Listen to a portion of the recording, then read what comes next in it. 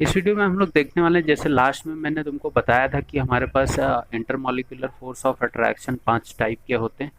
तो उसका first part मैं यहाँ पे डिस्कस कर रहा हूँ, dipole dipole interaction.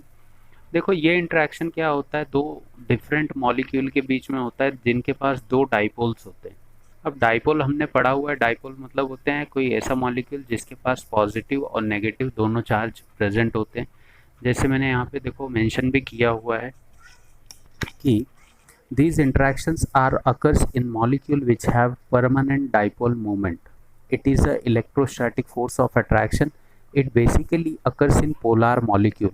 Polar molecule का सिंपल सा मतलब क्या होता है कि कोई भी ऐसा मॉलिक्यूल जिसके पास दोनों चार्जेस हैं, जैसे मैंने देखो नीचे एग्जांपल लिखा हुआ है HBr, HCl, NH3, H2S, water भी हमारा पोलर मॉलिक्यूल होता है।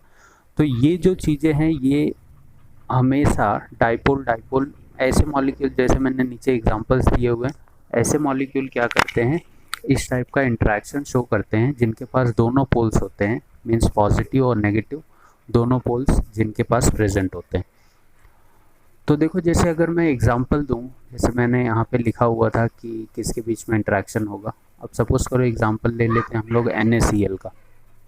तो NaCl में देखो Na, अगर मान लो ये Na का एटम है और ये Cl का एटम है, इस पर पार्शियली पॉजिटिव चार्ज होगा और इस पर पार्शियली नेगेटिव चार्ज होगा।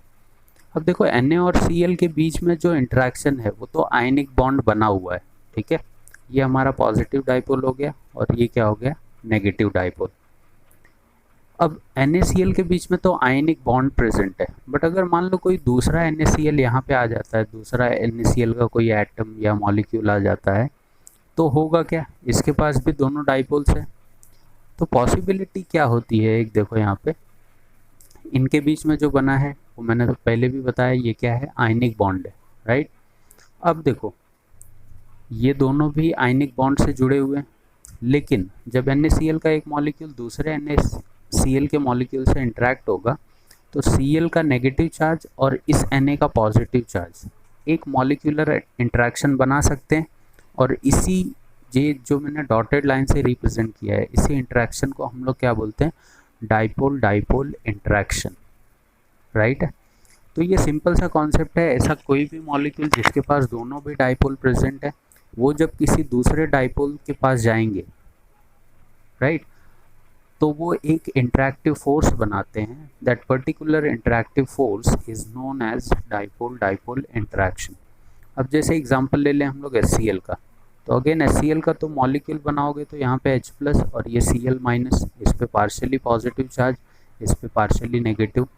दूसरे HCl के मॉलिक्यूल से जब ये इंटरेक्ट करेगा तो ये पार्शियल पॉजिटिव और ये पार्शियल नेगेटिव, तो इनके बीच में भी क्या होगा, मान लो एक और HCl हम लोग बना लेते मॉलिक्यूल, तो देखो इसका पॉजिटिव इस पे नेगेटिव, तो हर एक अपोजिट चार्ज क्या करेगा, एक अट्रैक्टिव फोर्स फॉर्म करेगा। जैसे ये Cl माइनस H प्लस के साइड इंट्रैक्शन करेगा, राइट है, ये H प्लस इस Cl माइनस के साइड इंट्रैक्शन करेगा और ये Cl माइनस इस H प्लस के साइड इंट्रैक्शन करेगा।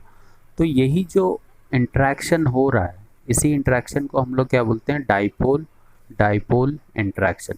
यहाँ पे देखो ये सारे क्या हैं, डाइपोल्स हैं, पॉजिटिव एंड नेगेटिव डाइपोल। तो ये रिप्रेजेंट करता है कि जो दोनों डाइपोल होंगे दोनों भी कौन से होंगे, अपोजिट चार्ज के डाइपोल होंगे। इसी वजह से इसको नाम दिया गया है डाइपोल डाइपोल इंटरेक्शन। मतलब एक डाइपोल होगा पॉजिटिव और दूसरा डाइपोल होगा नेगेटिव। तो ये ओवरऑल इंट्रोडक्शन है डाइपोल डाइपोल इंटरेक्शन का। तो ये एक परमानेंट इफेक्ट होता है, परमानेंट फोर्स होता है एक पोलर मॉलिक्यूल्स में।